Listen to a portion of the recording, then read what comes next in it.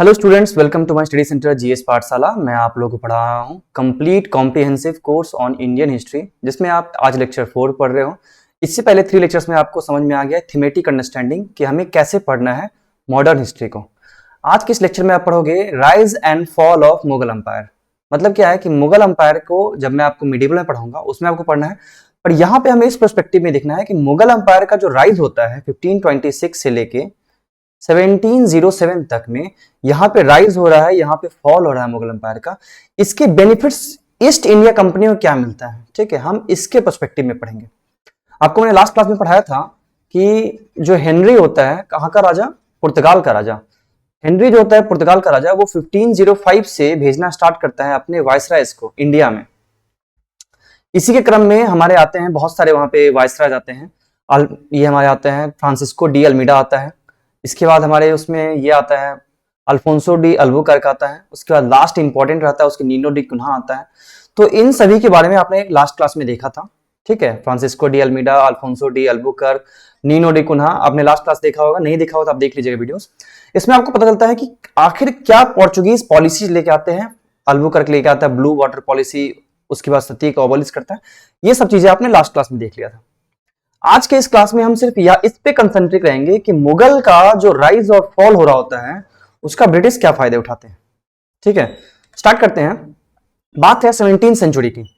कब की बात है? 17th सेंचुरी की, मतलब 1600 ऑनवर्ड्स, 1600 ऑनवर्ड्स की बात है। आपको मैं 2 पार्ट्स में पढ़ाऊंगा इसमें कि 17th सेंचुरी एक बात बताऊंगा, फिर इसमें बताऊंगा आपको 18th सेंचुरी। तो आप ध्यान देना दोनों में क्या डिफरेंस है। ऑलरेडी पोर्चुगीज का डिक्लाइन हो रहा होता है, मतलब पुर्तगालियों का डिक्लाइन हो रहा होता है। क्यों? क्योंकि बहुत सारे ट्राई पार्टी स्ट्रगल कर रहा होता है। 1612 में आपको याद होगा तो बैटल ऑफ स्वाली होती है। 1612 में बैटल ऑफ स्वाली होती है। किसके बीच में?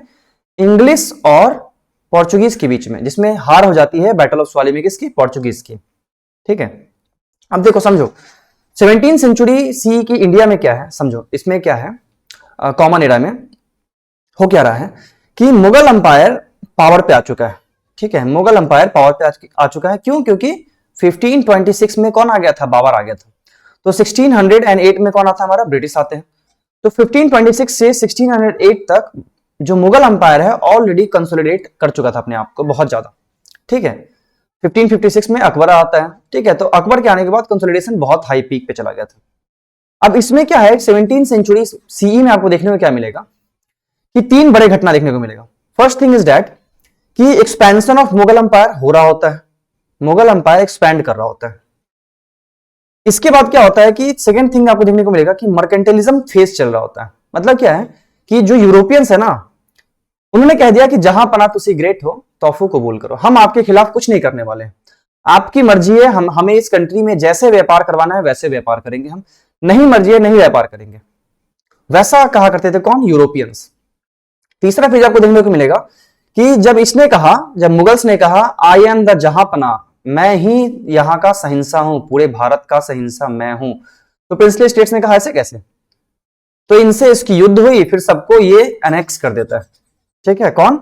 ये जो मुगल है सबको एनेक्स कर देते हैं। उसके बाद ये कहते हैं कि ठीक है हम भी आपके हो गए, मतलब ये भी इसके अधीन हो गए। तो मुगल अंपायर के अधीन हो जाते हैं कौन कौन? ये जो प्रिंसली स्टेट्स है और ये जो यूरोपियंस है, दोनों के दोनों। मतलब किसी के पास इतनी हिम्मत नहीं थी कि उसके खिलाफ जा सके। अब समझो, औरंगजेब रूल कर रहा होता है 1658 से 1707 तक। सॉरी। औरंगजेब के शासनकाल में अगर देखोगे तो वो सिंध वाले इलाका में अपना सल्तनत फैला चुका होता है, ठीक है, पूरे इंडिया में। ये वाला इलाका पे जाने के बाद नर्मदा, मैंने आपको ऑलरेडी बताया कि is the geographical divide of the country, ठीक है, geographical divide of the country है। नर्मदा वाले इलाका तक वो आ चुका होता है। नीचे ये देखो आप, कावेरी तक वो आ चुका होता है। जो लेटर मुगल सिर्फ यहां पे दिल्ली वाले एरिया में रह जाते हैं, यहां तक सिमट के। औरंगजेब का शासनकाल देखो कि वो कावेरी तक आ चुका होता है। कावेरी के नीचे नहीं जा पाता है, एक्चुअली कोई नहीं जा पाता है एक्सेप्ट ब्रिटिश इंडिया। जो पूरे इंडिया पे रूल करने के बाद भी कावेरी के नीचे जाता है तो वो सिर्फ है ईस्ट इंडिया कंपनी, EIC। उसके अलावा कोई भी राजा ऐसा नहीं हुआ जो कावेरी के नीचे चला गया, ठीक है। अब देखो उसके अलावा क्या करता है, जो ब्रह्मपुत्र वाला इलाका है ना, ये जो एज देख रहे हो आप, ये ब्रह्मपुत्र का एज है, यहां तक पहुंच चुका होता है कौन? तो औरंगजेब का शासन अगर देखना स्टार्ट करो तो यहां से पूरा उसका शासन यहां तक चल रहा होता है, ठीक है। ये सारा औरंगजेब का शासन है। इतना पावरफुल औरंगजेब बन चुका था कि ना ही कोई प्रिंसली स्टेट्स और ना ही यूरोपियन उसके खिलाफ आवाज उठा रहे थे। ठीक है, अब ये जो चीज आपको मैंने दिखाया है, अब इसको देखो, आप थीमेटिक अंडरस्टैंडिंग में समझो। मुगल राइज कैसे होता है? 1526 की बात है, 1526 की बात है। यहां पे दिल्ली में कौन है? तो देखो क्या होता है कि यहां पे 1526 में कौन शासन कर रहा होता था? इब्राहिम लोदी। ठीक है, लोदी डायनेस्टी यहां शासन कर रहा होता था जब बाबर आता है इंडिया पे आक्रमण करता है। ठीक है, तो यहां पे पानीपत की फर्स्ट बैटल होती है और वो बाबर जीत जाता है। ठीक है, 1526 से 1530 तक बाबर शासन करता है। उसके बाद उसका बेटा हुमायूं शासन पे आता है।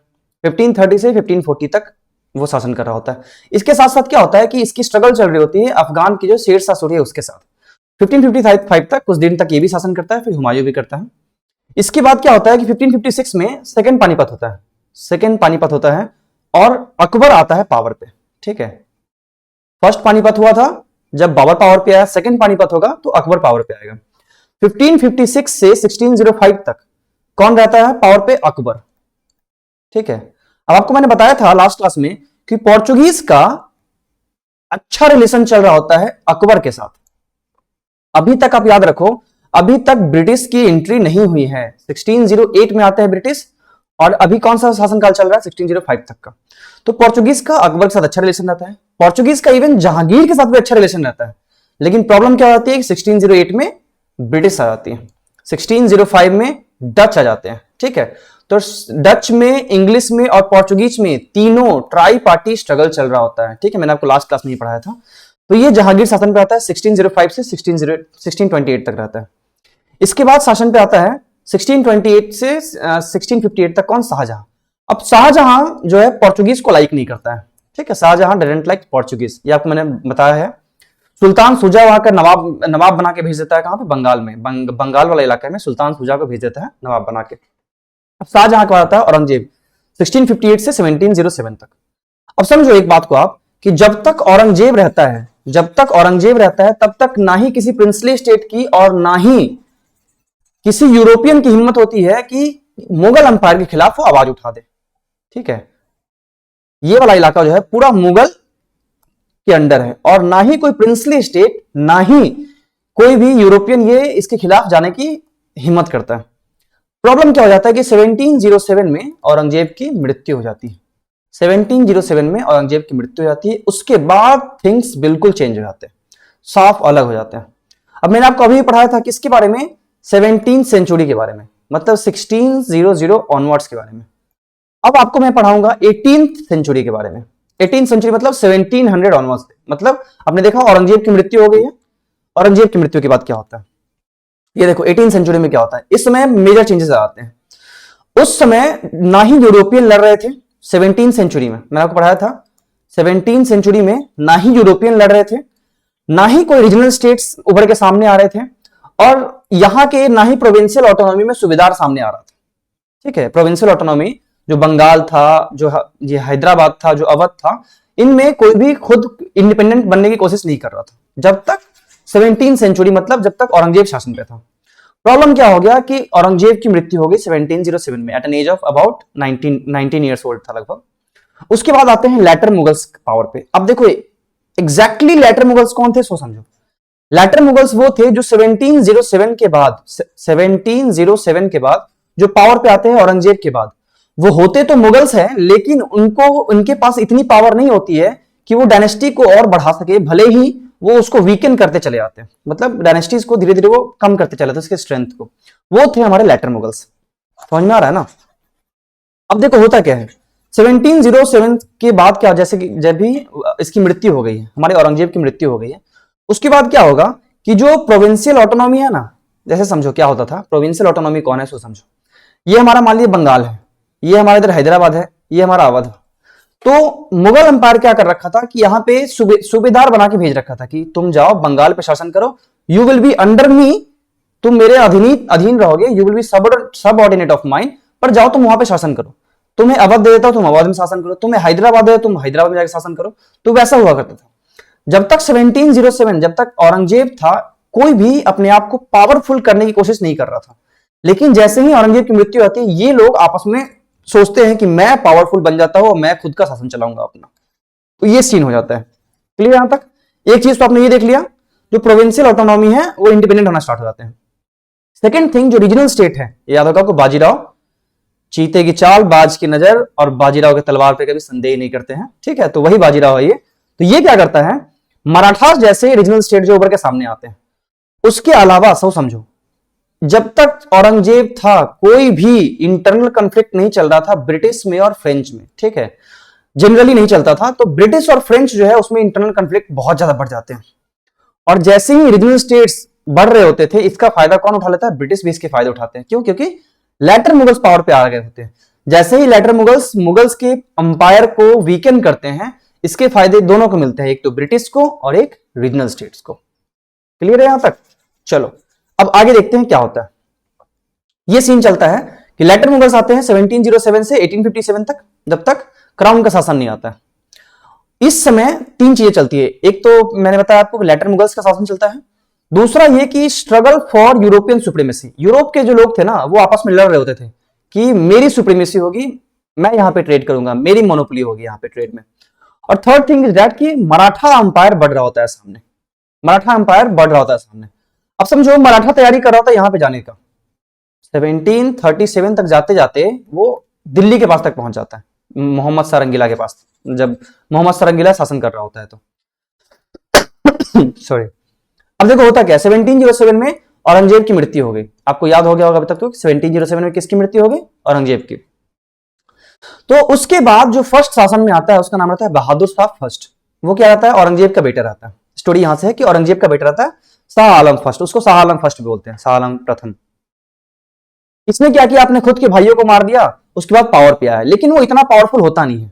अब समझो अगर वो पावरफुल नहीं है तो क्या होगा, जो भी पॉलिटिकली इंटीग्रेशन हो चुका था, जो पॉलिटिकली इंटीग्रेशन पूरे भारत में हो चुका था, ये पूरा भारत मुगल अंपायर का था, वो क्या होगा, टूटना स्टार्ट कर देगा।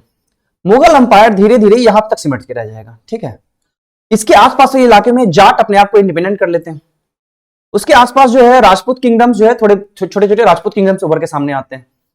अगर आप उसके वेस्टर्न साइड में देखोगे तो सिख डायनेस्टीज, जो सिख कम्युनिटीज है, वो उभर के सामने चले आते हैं। फ्रेगमेंटेशन हो जाता है बिल्कुल पॉलिटिकली। मराठास जो है अपने आप को बहुत पावरफुल बना रहे होते हैं, ठीक है। उसके साथ यूरोपियंस फाइट कर रहे होते हैं, यहां पे फ्रेंच है, यहां पे ब्रिटिश है। ये फ्रेंच और ब्रिटिश आपस में लड़ रहे होते हैं, ये चीजें एक साथ चल रही होती है, ठीक है। अब होता क्या है कि ये बहुत ज्यादा ताकतवर तो रहता नहीं है, तो इसे टॉपल कर देता है जहंदर शाह। जहंदर शाह इसे टॉपल करके चलाता है 1712 में। ये सारे लेटर मुगल्स बहुत कमजोर हैं, आपको बस थीमेटिकली याद रखना है होता क्या है। जहंदर शाह चलाता है अपने खुद के भाइयों को मार के, ठीक है। अब ये क्या करता है कि ये तो खुद पे पावर पे आ नहीं सकता था, तो इसको पावर पे लाने के लिए ये हेल्प लेता है किसकी, एक वजीर की। अब वजीर का नाम क्या होता है, जुल्फिकार खान। जहंदर शाह को पावर पे लाने के लिए जो वजीर हेल्प करता है उसका क्या नाम रहता है, जुल्फिकार खान, नाम याद रखिएगा। अब क्या होता है कि एक साल तक पावर पे रहता है, बस 1712 से 1730 तक ये पावर पे रहता है। अब इसको जहंदर शाह को उसका खुद का ही भतीजा टॉपल कर देता है और वो शासन पे चलाता है। और जहंदर शाह का भतीजा का नाम क्या होता है, तो फर्रुखसियार। क्या नाम होता है, फर्रुखसियार। 1713 में आता है वो। अब देखो फर्रुखसियार भी इतना पावरफुल नहीं था कि वो खुद से शासन पे चला है, फर्रुखसियार भी इतना पावरफुल नहीं था कि वो खुद से शासन करने लगे, तो उसको पावर पे लाने के लिए वो हेल्प लेता है किसकी, सैयद ब्रदर्स की। अब सैयद ब्रदर्स कौन थे, तो दो भाई थे जिसे किंग मेकर्स ऑफ दिल्ली कहा करते थे। दो भाई थे, एक का नाम था अब्दुल्ला जो वजीर था, दूसरा हुसैन अली, हुसैन अली जो मीर बख्शी मतलब आर्मी चीफ हुआ करता था उस टाइम। ये उसकी मदद से चलाता है पावर पे। अब इसके समय और क्या होता है कि मराठास जो है ये प्लान बना रहे होते हैं मुगल के शासन तक जाने के लिए, जो कि 1737 में जाएंगे, अभी नहीं आएंगे, भले ये प्लान बना होते हैं। इसके लिए क्या होता है कि मुगल अंपायर का जो फर्रुखसियार है वो डर रहा होता था। इसके साथ साथ देखो और क्या चल रहा होता है, इसके साथ साथ डच, फ्रेंच और इंग्लिश वो तीनों आपस में लड़ रहे हैं। डच, फ्रेंच और इंग्लिश, ये जो डच है, ये फ्रेंच है और ये इंग्लिश है, ये तीनों आपस में लड़ रहे होते हैं। किस लिए कि ट्रेड में मोनोपोली किसे मिलेगी, अपना स्थापत्य कौन करेगा, मतलब खुद की वहां पे पहचान कौन बनाएगी पूरे इंडिया में। ऑन वन फाइन डे होता क्या है, ये 1715 की बात है, ये 1713 से शासन पे रहता है और यहां पे इसी के बीच में 1715 की बात है। On one fine day Farrukhsiyar की तबीयत खराब होती है, वो बहुत बीमार हो जाता है। तो कोलकाता में ना एक बैठा होता है, फोर्ट विलियम में एक गवर्नर बैठा होता है, उसका नाम होता है John Surman. John Surman. John Surman क्या करता है, मेडिकल ट्रीटमेंट लेके, मतलब एक डॉक्टर की हेल्प लेके चला आता है कहां पे, फर्रुखसियार के पास, यहां पे मुगल के लाल किले के पास। अब वो मेडिकल ट्रीटमेंट देता है मुगल के लाल किले में जाके, किसको, फर्रुखसियार को। ऑन टाइमली मेडिकल, वो फर्रुखसियार बच जाता है, इसकी जान बच जाती है। तो it was very thankful to him. अब Farrukhsiyar on one fine day पूछता है कि अच्छा आपने हमारी मदद की है, आपने हमारी जान बचाई है, आपको क्या चाहिए हमसे रिवार्ड। तो ये कहता है कि जहां पना हमें ज्यादा कुछ नहीं चाहिए, हम ना बंगाल में शासन कर रहे हैं, मतलब बंगाल में हम ट्रेडिंग कर रहे हैं, यहां पे हमें बहुत परेशान किया जा रहा है।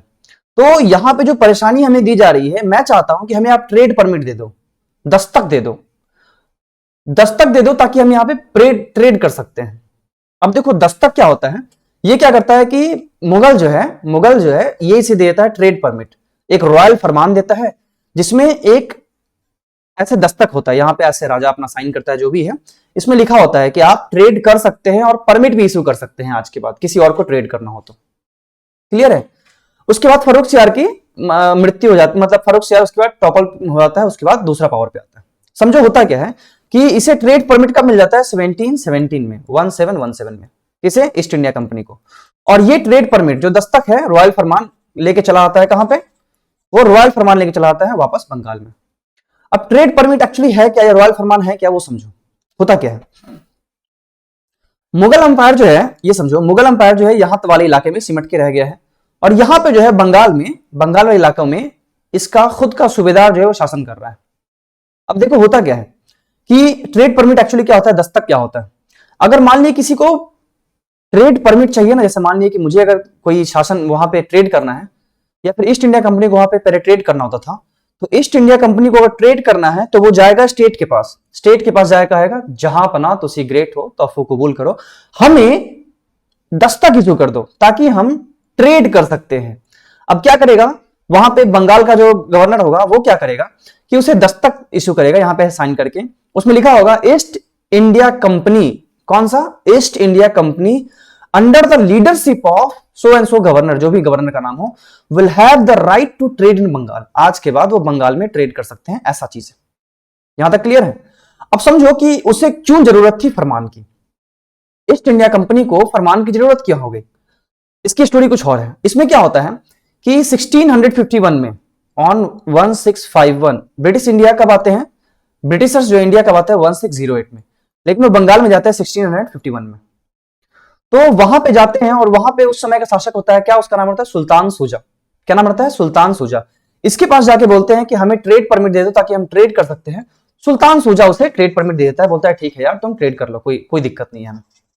अब ये ट्रेड कर रहे होते हैं with the passage of time. जब 1707 में क्या होता है कि इसी बंगाल का जो सूबेदार है वो बन जाता है मुर्शिद कुली खान। अब मुर्शिद कुली खान जो है वो अंग्रेजों को बहुत ज्यादा पसंद नहीं करता था। वो क्या करता है कि अंग्रेजों को बहुत परेशान करता है। वो चाहता है कि यहां से मैं अंग्रेजों से बहुत ज्यादा से ज्यादा टैक्सेस कलेक्ट कर लो ट्रेडिंग के रूप में, या फिर बहुत सारी चीजें अलग अलग से कलेक्ट कर लो।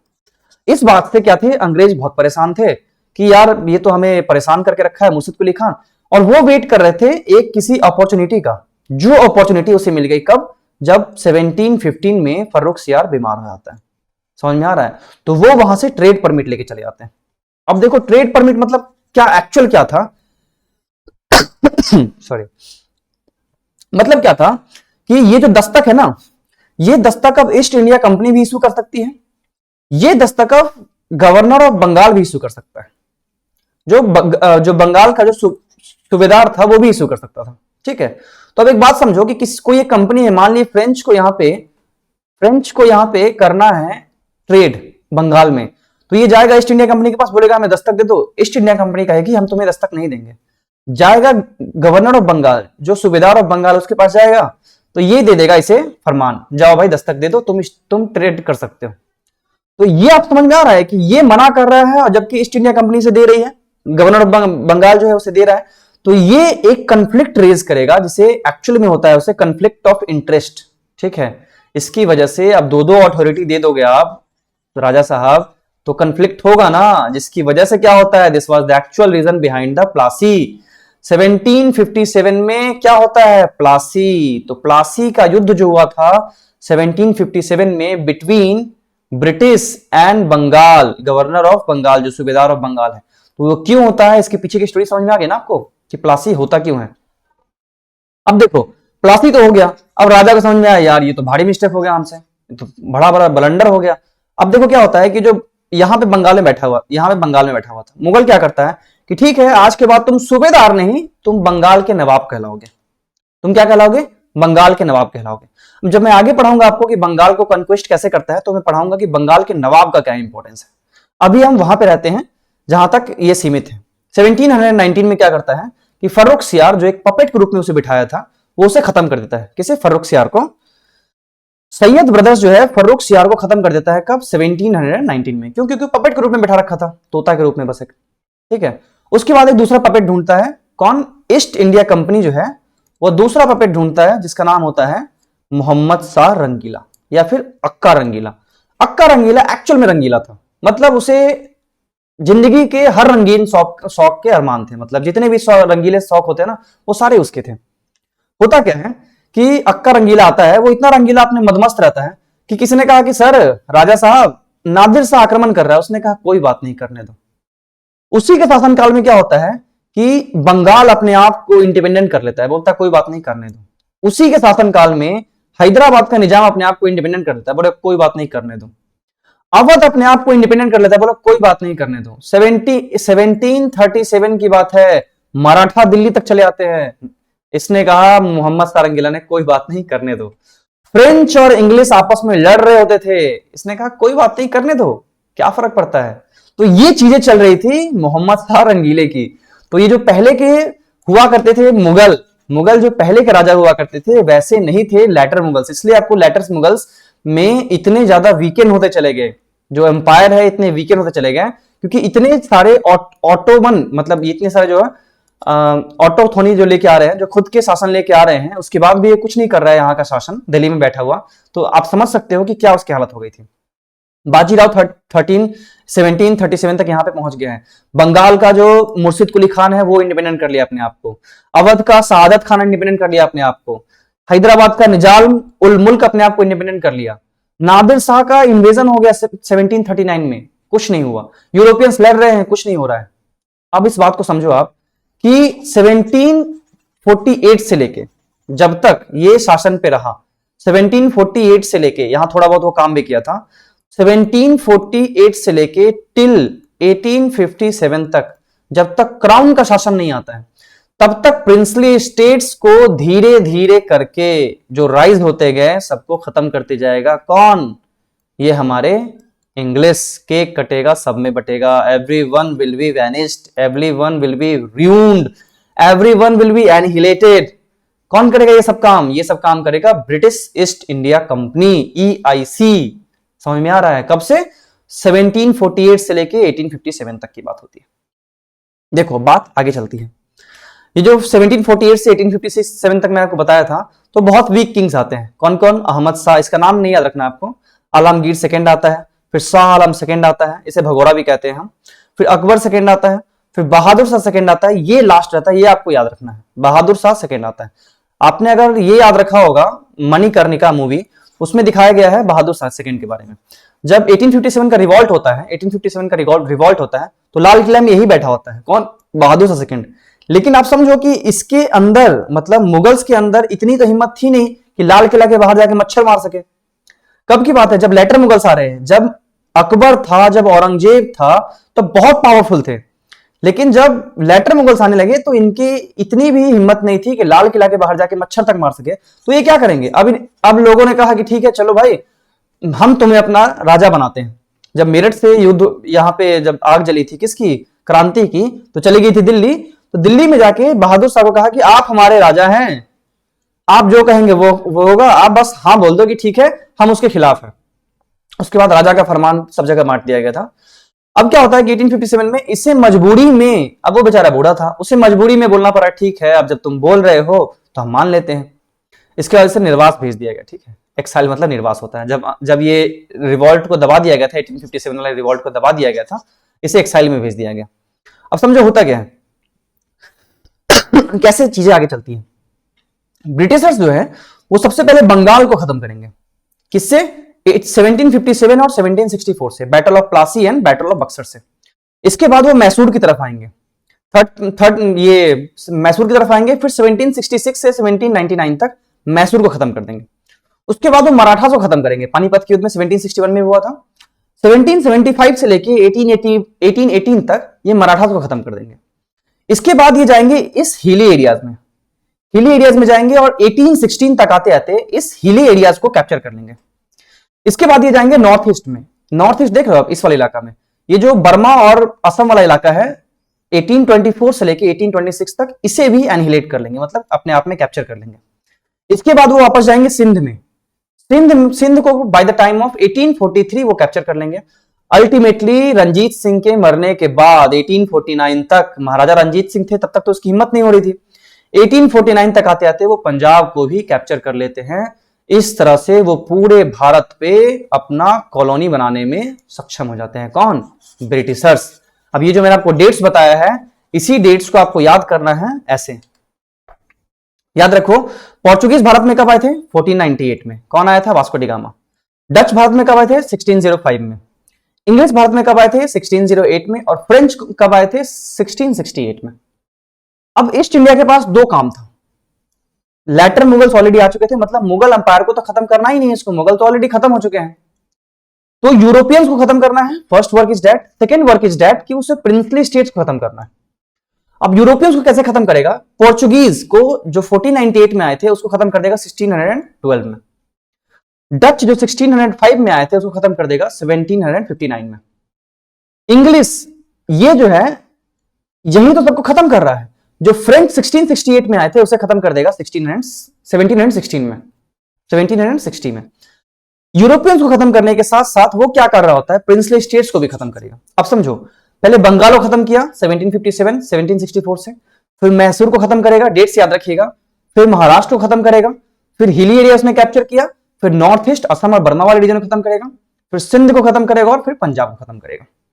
इसके बाद सबको आपस में मिलाने के बाद वो एक अंपायर खड़ा कर देगा जिसे हम बोलेंगे British East India company. British East India company. समझ में आ रहा है? अब देखो लास्ट टॉपिक है ये कि थीमेटिक अंडरस्टैंडिंग समझाते हैं कि ब्रिटिश कन्क्वेस्ट एक्चुअली कैसे हुआ। समझो होता क्या है। बात है 1498 की, जब यूरोपियंस आते हैं। कब की बात है? 1498 की। यूरोपियंस आते हैं। यूरोपियंस ग्रुप में कौन आएगा? तो पोर्चुगीज आएंगे। पोर्चुगीज में कौन आएगा? तो सबसे पहला होगा वास्को डी गामा। 1498 में भारत चलाता है, जिसका स्वागत कौन करता है? जमोरिन। आपको याद होगा। तो जब पोर्चुगीज आए थे तो याद रखिएगा मुगल्स उस समय तक नहीं आए थे। जब पोर्चुगीज आए थे उस समय तक मुगल नहीं आए थे। मुगल्स कब आए? 1526 में। कौन आया? तो बाबर आया था। याद होगा तो फर्स्ट पानीपत बाबर आया था। जब बाबर आ गया उसके बाद 1608 में ईस्ट इंडिया कंपनी आई।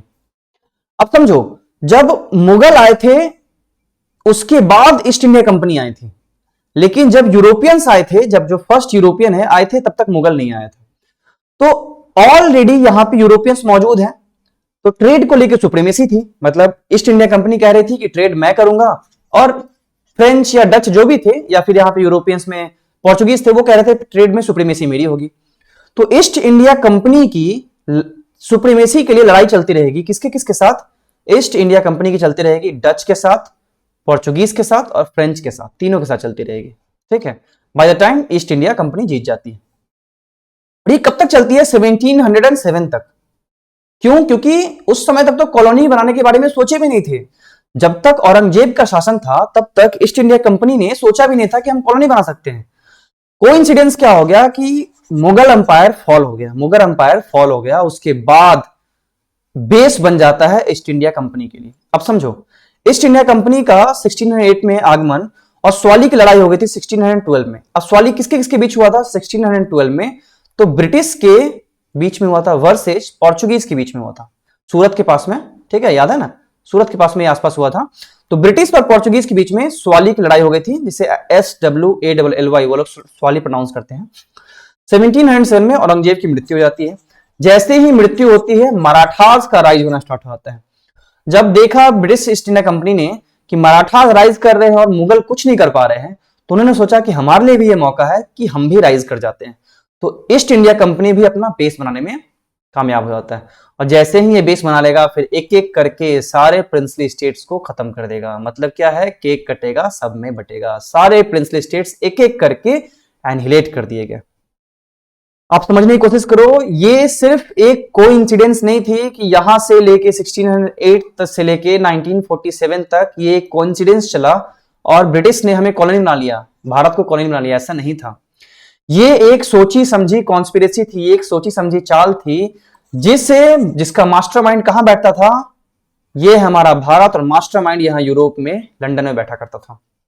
वो यहां से इसे डायरेक्ट करता था रूल को कि तुम यहां पे ये इंप्लीमेंट करो तो तुम इंडिया को ऐसे कंट्रोल कर सकते हो। अब एक बात समझो, एक बात में कंक्लूड करता हूं मैं कि अगर had it not been the fall of Mughal empire, अगर मुगल अंपायर फॉल नहीं करता, जैसे औरंगजेब का शासन चल रहा था, जैसा अकबर का शासन चल रहा था, तो हो सकता था कि ईस्ट इंडिया कंपनी इतनी पावरफुल भी नहीं बनती कि वो हमें कॉलोनी के रूप में बना के छोड़ के चली जाती। समझ में आ रहा है ना? तो ये चीजें आपको समझना होगा थीमेटिकली। ऐसा नहीं है कि सिर्फ आप उठे और डेट्स याद करना स्टार्ट कर दिए, एग्जाम में पूछ भी दिया तो आप भूल गए कि यार क्या हमने याद किया था। आपको अभी मैंने सिर्फ थीमेटिक अंडरस्टैंडिंग दी है, आगे की क्लास में मैं समझाऊंगा आपको कि 1760 में क्या होता है, 1707 में क्या होता है, एग्जैक्टली वॉर कौन कौन से होते हैं। समझ में आ रहा है ना? तो अगले क्लास में इसी चीज को हम समझेंगे एक एक करके।